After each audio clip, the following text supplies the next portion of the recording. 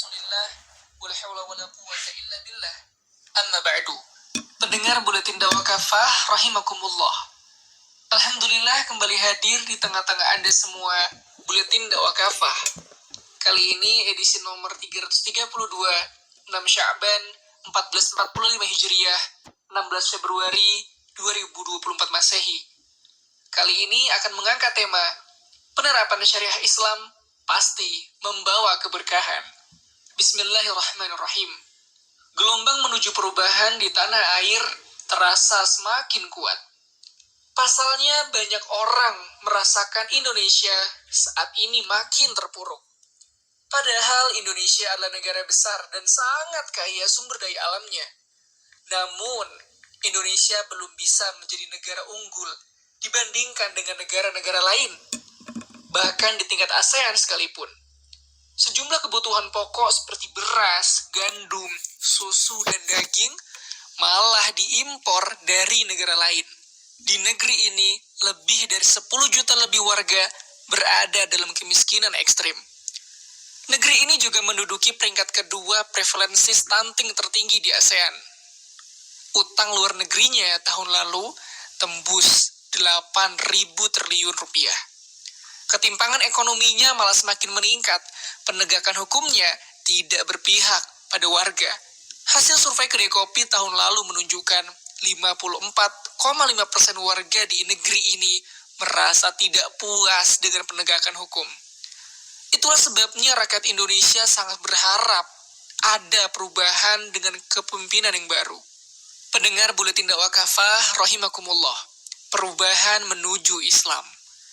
Al-Quran mengingatkan bahwa nasib suatu kaum ditentukan oleh kemauan kaum itu sendiri untuk berubah. Allah Subhanahu wa Ta'ala berfirman, "Innallaha la yughayyiru ma biqaumin hatta yughayyiru ma bi anfusihim." Sungguh Allah tidak mengubah keadaan suatu kaum hingga mereka mengubah keadaan yang ada pada diri mereka sendiri. Quran Surah Ar-Ra'd ayat 11. Akan tetapi banyak pihak yang menggunakan ayat ini sebagai dasar untuk melakukan perubahan tanpa menyertakan upaya yang harus dilakukan. Padahal yang dimaksud adalah perubahan menuju kebaikan dan keberlimpahan hidup sebagai buah dari keimanan dan ketaatan. Imam As-Sa'di dalam tafsirnya menjelaskan, sungguh Allah tidak mengubah keadaan suatu kaum, yakni berupa kenikmatan, curahan kebaikan dan kehidupan yang enak, hingga mereka mengubah keadaan yang ada pada diri mereka sendiri, yakni dengan beralih dari keimanan menuju kekufuran, dari taat menuju maksiat, atau dari sikap mensyukur nikmat-nikmat Allah ke sikap mengingkari nikmat-nikmatnya tersebut. Karena itu Allah mencabut semua kenikmatan itu dari mereka. Begitu pula sebaliknya, jika para hamba Allah mengubah kondisi mereka dari maksiat menuju taat kepada Allah, niscaya Allah akan mengubah kondisi kesengsaraan yang menyelimuti mereka sebelumnya menuju kebaikan, kebahagiaan, dan ghibtah atau semangat iri dalam kebaikan, serta rahmat. As-Sa'di, Taisirul Karimil Mannan fi Tafsiril Quran, Juz 4, halaman 724-725. Jelaslah tidak akan pernah ada perubahan meskipun figur pemimpinnya sudah bergonta-ganti selama umat belum meninggalkan aturan-aturan dan ideologi selain Islam. Kehidupan yang lebih baik dan penuh berkah baru akan terjadi manakala umat ini berubah menuju iman dan takwa dengan menerapkan syariah Islam. Maraknya kerusakan di tengah manusia seperti kemiskinan, kerusakan moral, kriminalitas adalah akibat dari kemaksiatan dan kemungkaran manusia yang berlari dari syariat Islam.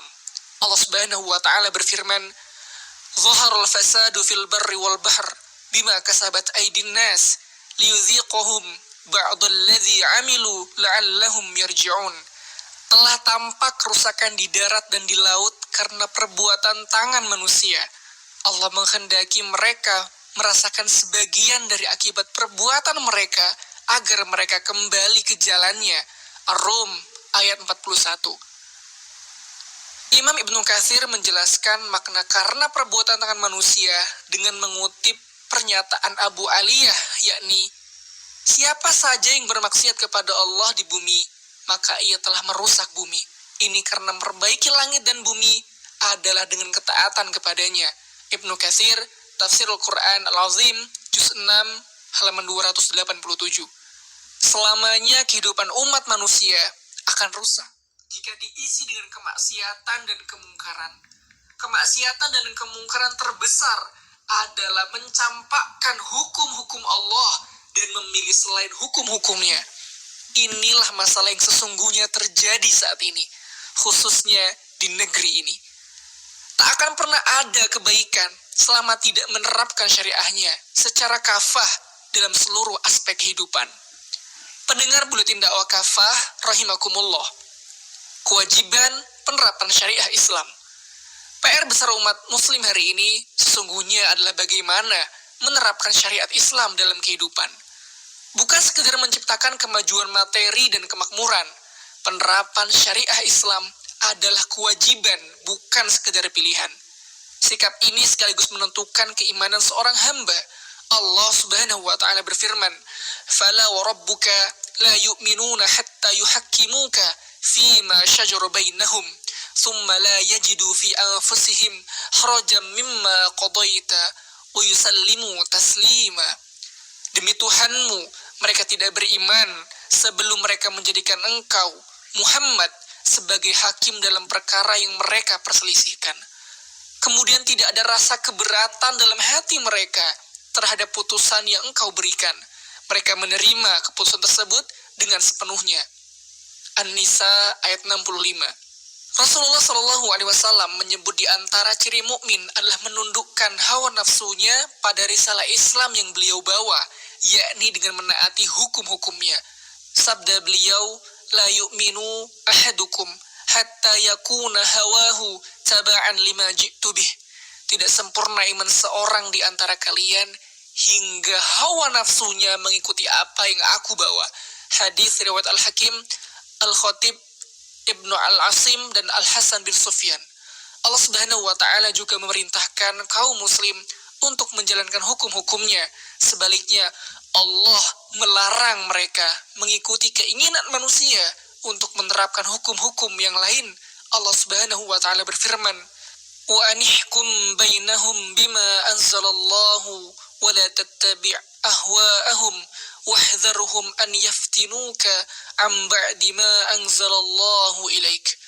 Hendaklah kamu Muhammad memutuskan perkara di antara mereka menurut wahyu yang telah Allah turunkan. Janganlah kamu mengikuti hawa nafsu mereka. Berhati-hatilah kamu terhadap mereka supaya mereka tidak memalingkan kamu dari sebagian wahyu yang telah Allah turunkan kepadamu. Quran Surah Al-Maidah ayat 49. Kewajiban ini dipertegas dengan adanya teguran dari Allah Subhanahu wa taala dengan menyebut mereka yang tidak menerapkan hukum-hukumnya sebagai orang fasik, zalim, bahkan bisa kafir. Allah Subhanahu wa taala telah berjanji manakala kaum muslim telah bersungguh-sungguh menjalankan ketaatan kepada dirinya dengan menerapkan syariah Islam, maka dia akan mendatangkan berbagai keberkahan kepada mereka. Allah Subhanahu wa taala berfirman, "Walau anna ahlal qura amanu wattaqaw lafatahna 'alaihim barakatim minas sama'i wal ard, walakin kadzdzabu fa'akhadnahum bima kanu yaksibun." Andai saja penduduk negeri-negeri beriman dan bertakwa, pasti kami akan melimpahkan kepada mereka keberkahan dari langit dan bumi. Namun, mereka mendustakan ayat-ayat kami itu. Karena itu kami menyiksa mereka karena perbuatan mereka itu. Al-A'raf ayat 96. Sungguh keliru jika kaum muslim berusaha melakukan perbaikan nasib untuk mendapatkan kemakmuran materi dengan mencampakkan hukum-hukum Allah. Padahal penerapan hukum-hukum Allah adalah fardu dan akan menciptakan aneka kebaikan. Rasulullah Shallallahu Alaihi Wasallam bersabda, "Haddun yu'malu bihi fil ardi khairun li ahli al-ardi min an yumtaru arba'ina sabahan." Penerapan suatu hukuman had di muka bumi itu lebih baik bagi penduduknya daripada hujan turun selama 40 hari. Hadis riwayat Ibnu Majah. Terbukti dengan penerapan syariah Islam hanya dalam waktu singkat, rakyat di bawah kepemimpinan Khalifah Umar bin Abdul Aziz, misalnya, mendapatkan kemakmuran ekonomi yang luar biasa. Saat itu bahkan di Jazirah Arab tidak ada yang mau menerima zakat. Keamanan juga meningkat hingga domba-domba pun aman dari terkaman serigala. Pendengar Buletin Dakwah Kafah, rahimakumullah. Kemakmuran palsu. Ada yang berargumen bahwa banyak negara di dunia memiliki tatanan kehidupan yang baik, makmur, dan berkeadilan tanpa syariah Islam. Al-Quran menjawab bahwa segala perubahan yang membawa kemakmuran dan kemajuan yang datang dari aturan di luar Islam adalah palsu. Semua itu pasti berujung pada penderitaan. Allah Subhanahu wa taala berfirman, "Falamma nasu ma dzukiru bihi, fatahna 'alaihim abwaaba kulli syai' hatta idza farihu bima utu akhadnahum baghtatan fa idza hum mublisun." Ketika mereka melupakan peringatan yang telah diberikan kepada mereka, kami pun membukakan semua pintu kesenangan untuk mereka. Lalu ketika mereka bergembira dengan kesenangan yang telah diberikan kepada mereka itu, kami menyiksa mereka secara tiba-tiba. Ketika itu mereka terdiam, putus asa. Al-An'am ayat 44. Ideologi dan aturan kehidupan selain Islam, seperti demokrasi dan kapitalisme, juga sosialisme komunisme, bisa saja mengantarkan manusia pada kemakmuran, ketertiban, dan penegakan hukum. Namun di mata Allah Subhanahu wa ta'ala, hal itu adalah kemungkaran yang bisa menjerumuskan manusia ke dalam keterpurukan. Allah Subhanahu wa ta'ala berfirman, وَمَنْ أَعْرَضَ عَنْ ذِكْرِي فَإِنَّ لَهُ مَعِيشَةً ضَنْكًا وَنَحْشُرُهُ يَوْمَ الْقِيَامَةِ أَعْمَى. Siapa saja yang berpaling dari peringatanku, Al-Quran, sungguh dia akan merasakan kehidupan yang sempit, dan kami akan mengumpulkan dirinya pada hari kiamat dalam keadaan buta. Wahai kaum muslim, marilah kita bersegera menuju perubahan hakiki. Caranya adalah melepaskan diri dari hukum-hukum jahiliyah menuju penerapan hukum-hukum Allah di bawah naungan khilafah Islamiyah. Inilah kewajiban agung yang akan mengantarkan kita semua pada keberkahan hidup di dunia dan keselamatan di akhirat. Wallahu a'lam bishawab. Demikianlah materi Buletin Dakwah Kafah edisi 332, 6 Sya'ban 1445 Hijriah, 16 Februari 2024 Masehi. Penerapan syariah Islam pasti membawa keberkahan. Sekian, terima kasih. Wassalamualaikum warahmatullahi wabarakatuh. Waalaikumsalam warahmatullahi wabarakatuh.